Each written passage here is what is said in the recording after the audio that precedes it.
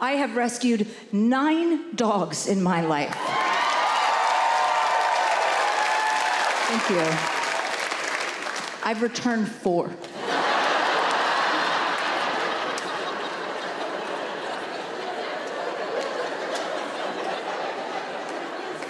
Because I have a type. And I'm impulsive, and I don't think things through. And like any other animal lover here tonight, when you have a type, you stick to that type. And my type is slow and overweight. That is what I'm looking for in an animal. I'm not looking to go on long walks with my animal or go for hikes or even play fetch, quite frankly, you know? I want to come home at the end of a long day and snuggle. I want to get into bed with the Lion King, you know, and have him on top of me with his big fat face and his big meaty neck swaying back and forth while I wrap my arms around him. And then when it gets too hot, I can say, get the fuck off of me.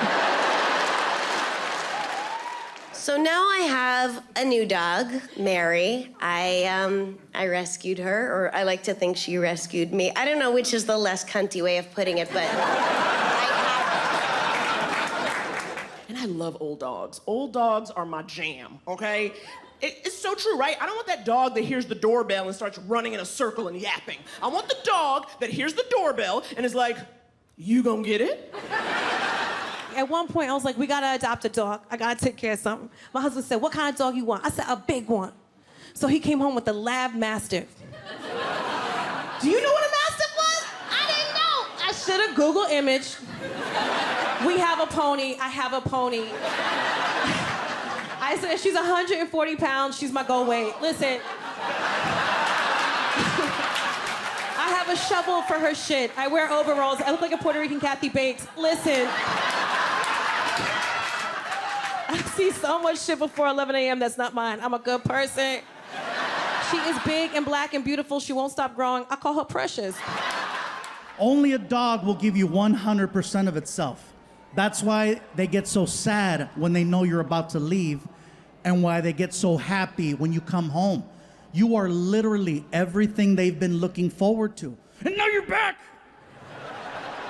I know for a fact, nothing on this planet loves me more than my dogs. I said this last night and someone said, what about your son? I said, nothing loves me more. I could leave my dressing room for 1 minute or 1 hour. When I come back, the reaction is the same. It is the greatest moment ever, every single time. Oh yeah, my dog Vinny will jump off the couch and run towards me top speed. And then when he gets to me, he jumps up and down. And he makes a sound, like a... You can almost hear, where were you? Where were you? Where were you? And he pees everywhere. I used to get upset that he would do that, but then I thought about it. My dog loves me so much, he cannot control his own bodily functions. That's why when I would go home, I would immediately pick him up before anything. And then my girlfriend would get mad. How come you don't come to me first? I said, because the dog loves me more. How do you know I don't love you more? I said, I don't see a puddle. I can't wait till we have driverless cars everywhere. That'll be cool. Because it'll only be a matter of time before people figure out that they can just get a car for their dogs. Honey, where are the dogs? I got them a car. They're just driving around for an hour. Can you imagine being at a red light and a car full of dogs pulls up next to you?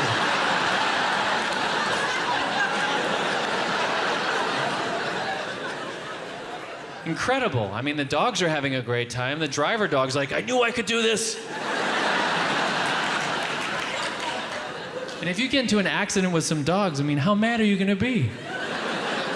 You get out of the car, son of a bitch. Hello. Where's your insurance? Go get your insurance, come on. You know what else I don't need in my morning walk? Shitting dogs. So many shitting dogs. And they wait for me, I'm telling you, they wait for me. They do. They see me come around the corner and they hunch over.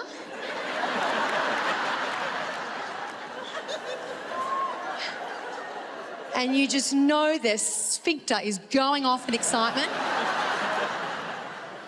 and they stare into my soul, and they shit as the sun rises behind them. And you can't get away from it. I'm telling you, I've tried. You try not to make eye contact, and I run away. I don't run. I walk away at a reasonable pace, and they come after me. They're like, where are you going? I can take this on the road. Where are you going? I love this dog so much. She takes a shit. I put my hand in a bag. And I pick up her warm shit. I love my girlfriend, but I'm not putting a bag on my hand and picking up my girlfriend's shit. I don't love her like I love that dog. It gets worse, people. It gets worse. So recently, I was on Facebook, and I wanted to post a picture of my dog Kemi in her birthday hat. Yeah, I fucking said that. I put my dog in a birthday hat. And I went on the page of the lady who I got the dog from to post a picture of Kemi in her birthday hat so that her siblings around the country... I can't believe I'm saying this shit in public. So that her siblings around the country could celebrate their birthdays together. And then I saw this other cute little Australian shepherd. And he looked just like Kemi. And I was like, he's related. Now, a year ago, I couldn't tell the difference between a fucking horse and a chihuahua. But now, I saw another Australian shepherd, and I looked at that dog, and I knew immediately that he was related to my dog. And I messaged the woman, I said, this dog, is he related to my dog? And she was like, yes, they have the same father. And I was like, is he available? I shouldn't even say I rescued it. That's what people love patting themselves on the back. We rescued it, we saved it, we adopted it. No, you didn't. Here's what happened to your dog, my dog, every dog ever. The dog was born into a litter, kidnapped, given to you. No, Neil, you don't understand. I'm a dog mom. Really? You know who else was a dog mom? That dog's mom. But we think because we talk to the dogs like they're our babies, that they're our babies. They're not. They're our captives, right? But we think because we go like, are you a pretty girl? You a pretty girl? Pitch your voice down. You'll see what a monster you are. Like, are you a pretty girl?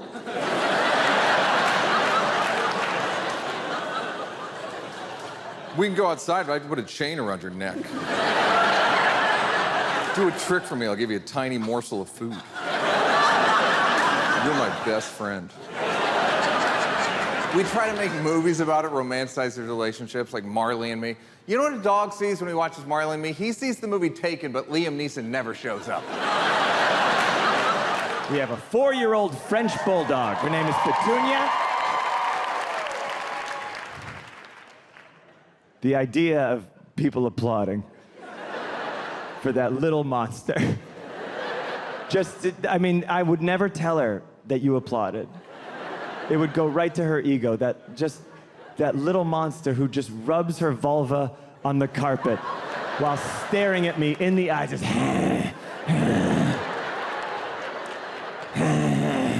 I know her vulva itches and she needs to rub it, but the thumping of the back paws, it's upsetting. I'm just kidding. I love Petunia very much. She's one of my most favorite people I've ever met in my life. Petunia likes to be very social, but she can't walk very far because she has a flat face, so she can't breathe by design. But she wants to go out and meet people, but we can't walk her for that long. And anyway, this is a long-winded way of saying that we bought a stroller for our dog. My wife and I walk around New York City pushing Petunia the French bulldog in a stroller. And it's a big stroller, and it has a big black hood. And people lean in to see the baby. And instead they see a gargoyle breathing like Chris Christie. Just, If you don't know what a pug is, they advertise it as a dog. It is not. It has a fat, round, hairy, turkey-like body, 4 spindly legs that look like it couldn't support that fat body, Dogs have paws. Pugs have long lady fingers with fancy press-on nails. Some have 4, some have 3, some 2, like a chicken foot. And the face of an arthritic 80-year-old man.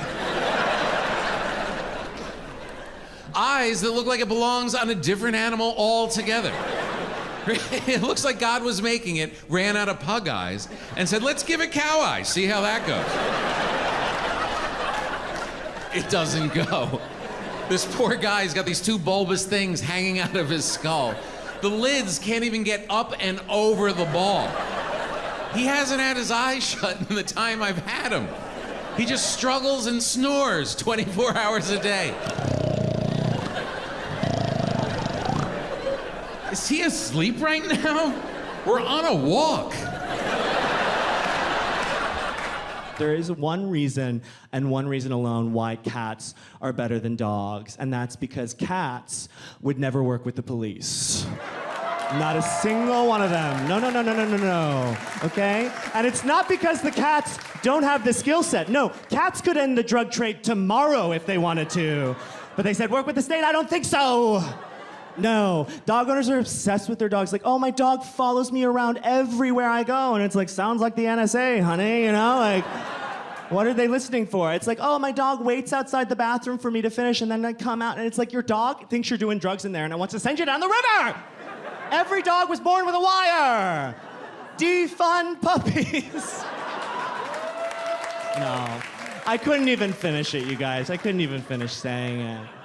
No, dog owners do get upset with me when I talk about this on stage, though sometimes, like, I had a dog owner come up to me after a show once, and she was like, don't do that. Don't project human morality onto the dogs, okay? The dogs don't understand what they're doing. And it's like, actually, I think that dogs are sort of the best equipped animal to understand human morality. Because have you ever seen a dog that's too ashamed to shit in front of you? Like, every time I see that, I get so fucking pissed. I'm like, oh, so you do understand what it is to live in a society. Sometimes, you know? If you do, then get a job. And they're like, take me to the police academy, you know? Every single time. It's crazy. If we're the only ones stressing, what's it worth? You know? Like, a dog has no problem being a dog. You know, a dog's never been running for a Frisbee and jumped for it in midair and then been like, what's the point?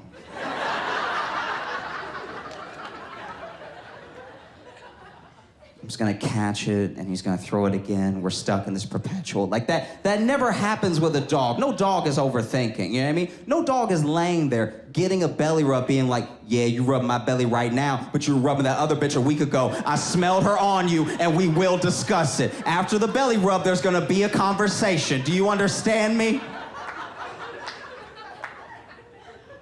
No dog is just sitting at home, alone while you're there, just being like, wow, am I a good boy? Like, that never happens. I'm a dog mother, so that's beautiful. Thank you, yes. Yeah. She's gorge. She's about 8 years old. I've had her for 2 years, so yes, she is a rescue. You're welcome. Yeah, it's important to say that. I don't know about y'all, but I follow a lot of animal accounts on Instagram. And you know, people will post a picture of their animal and they'll be like, hashtag, who rescued who? It's like, I rescued her ass. I saw her and I said, come with me if you want to live. That's the dynamic. Get your nose out your ass, let's go. And she is so cute, y'all. She's like this little Maltese Terrier pocket petite angel. She's gorgeous. And here's the thing I realized like a week into having this dog, I can't have a dog that's too fine. Because when you got a fine-ass dog, people want to engage with you out in these streets, okay? I'm a curmudgeon, and she is gorgeous, and they want to get connected. You know, we walk in, and people are like, is she friendly? And I'm like, no, I'm not, and I walk away. So we're dog moms right now. That's what we're doing. And we'll see what happens. But we have this little Pomeranian named Biggie. So cute. He's a little guy, 8 pounds. and a very happy, healthy guy. But he came down with something called HGE. Now, it's this thing that dogs can get where they go from being totally healthy and fine to being super, super sick. And it can be deadly. It comes on fast, like 48 hours. And vets don't know how dogs get this. They say it could be from something they ate, it could be from stress. I was like, the Humane Society found Biggie eating out of a dumpster, and now he is walking around Beverly Hills in my wife's Gucci purse. He ain't got no stress. His food is more expensive than mine. He ain't got no stress. So we have no idea where this came from or how he got it, but the signs of it start to show up at the beginning of our flight from LA to New York City, 5.5 hours, and every hour he got significantly worse. We couldn't do anything. We landed, it took us an hour to drive into New York City. We went straight to an animal hospital. Jax took him in the examination room, and I was filling out tons of paperwork. It's so different than when I grew up with pets. I mean, back in the day, your dog slept inside, outside, your neighbor's house. It'd roll up after 2 days. You'd be like, Sparky, where you been? Your dog ate whatever leftovers your grandma threw over the fence from the Sizzler. And if suddenly your dog required a large medical procedure, your parents were straight up just like, it's been fun, Sparky.